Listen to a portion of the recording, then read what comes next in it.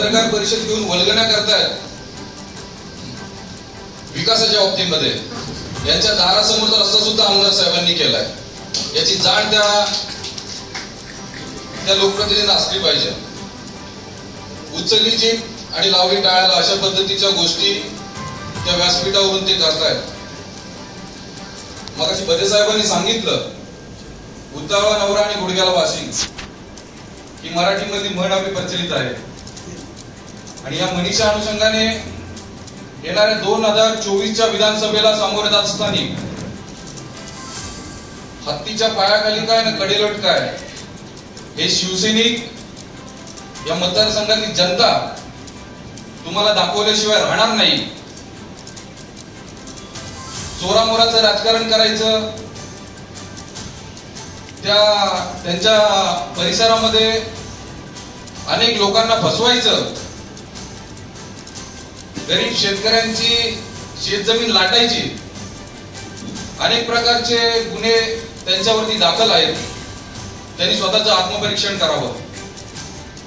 या कर्जत शहराच्या विकासामध्ये माझ्या सर्व नगरसेवक असतील, माझे सर्व सहकारी मित्र असतील, स्वीकृत नगरसेवक म्हणून मला काम करण्याची संधी त्या लोकांनी मला शिवसेनेच्या माध्यमातून दिली. आणि कर्जत शहराचा कायापालट करण्यासाठी मी आमदार साहेबांचं बोट पकडून या कर्जत शहरामध्ये विकासाची गंगा आणण्याचा प्रयत्न, एक छोटासा प्रयत्न आमदार साहेबांच्या माध्यमातून केलेला आहे. याचं मूर्तिमंत उदाहरण म्हणून या ठिकाणी ही उभी असलेली 52 फूट विठ्ठलाची मूर्त, ना भूतो ना भविष्य, आमदार साहेब आमदार असतील, मी भविष्यात नगरसेवक असेल नसेल, परंतु ही कर्जतला दिलेली देणगी ही थोरवे कुटुंबांनी आणि या जनतेच्या प्रेमामुळे आम्ही हे सर्व उभं करू शकलो. यासाठी 2019ला आमदार साहेब काय ऍक्सिडेंटली आमदार झालेले नाहीयेत. ज्या व्यक्तीला 1,02,000 मतं मिळतात, सर्वाधिक या मतदारसंघ स्थापन झाल्यापासून मिळालेल्या आमदारांपैकी महेंद्र थोरवे एक आमदार आहेत ज्यांना 1,02,000 मतं मिळालेत आणि सर्वाधिक मतांनी आमदार साहेब आमदार झालेत. ऍक्सिडेंटली तर उपाध्यक्ष तुम्ही झालात आणि ज्यांचं बोट पकडून तुम्ही उपाध्यक्ष झाला त्यांच्याच पाठीमध्ये खंजीर तुम्ही खुपसलात. या मागच्या राजकारणामध्ये मला काही जायचं नाहीये. आमदार साहेबांना विकास कामांना सामोरे जात असताना पदाधिकारी आहेत, जनता आहे, या सर्वांना तोड द्यावं लागतं. म्हणून त्यांचा छोटासा भार हलका करावा म्हणून मंत्रालयातली मी एक स्वतः ऍडव्होकेट आहे. माझं शिक्षण सायन्स मधून BSc LLB झालेलं आहे आणि त्यांचा भार हलका करण्यासाठी मंत्रालयातील त्यांची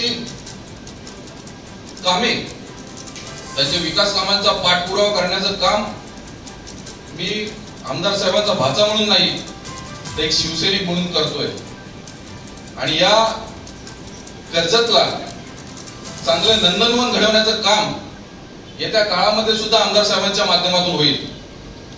57 कोटीची वॉटर स्कीम आमदार साहेबांच्या माध्यमातून या कर्जत शहराला मिळाली आणि फार कमी वेळामध्ये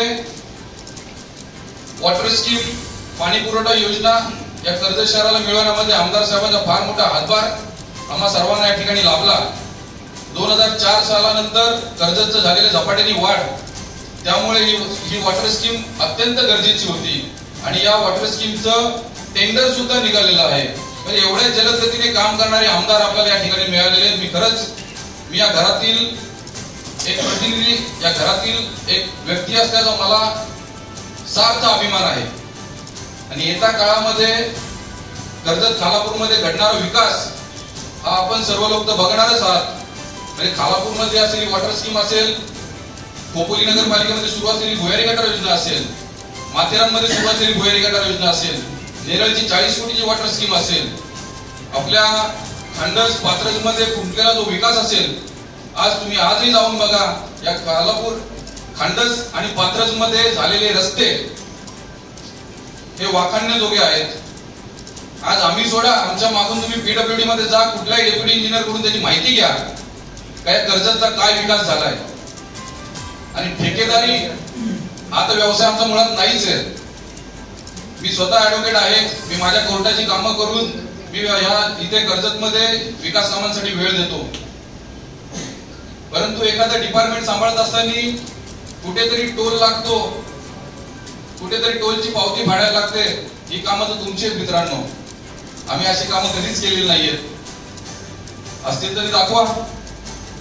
म्हणून एक छोट्याशा भाड्याच्या कार्यालयातून पत्रकार परिषद घ्यायची आणि इथून वल्गना करायच्या, अशी कामं येत्या काळामध्ये इथे बसलेला कुठलाही शिवसैनिक हे खपून घेणार नाही.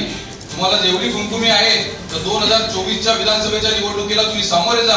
ही कर्जतची जनता, हे कर्जतचे सर्व शिवसैनिक आणि तुम्ही ज्यांच्या पाठीत खंजीर खुपवता ते सुद्धा सगळे लोक तुम्हाला उत्तर दिल्याशिवाय राहणार नाही, असं मी या ठिकाणी माझं मत व्यक्त करतो.